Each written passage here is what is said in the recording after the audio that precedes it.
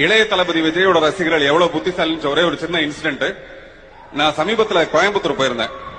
ராமச்சந்திரன் ஒருத்தரோட வீட்டுக்கு போயிருந்தேன். அப்ப ஏதோ ஒரு அவார்டை டிவில காமிச்சிட்டு இருக்காங்க. எல்லா அவார்டும் நிறைய அவார்டு விஜய் மத்தவங்களுக்கு கொடுத்துட்டு இருக்காரு தவிர விஜய்க்கு யாருக்குமே அவார்டு கொடுக்கல. விஜய்க்கு யாரும் கொடுக்க மாட்டேங்கிறாங்க. அந்த பையன் ஒரு 5 வயசு பையன் விஜயோட பயங்கர ஃபேனு.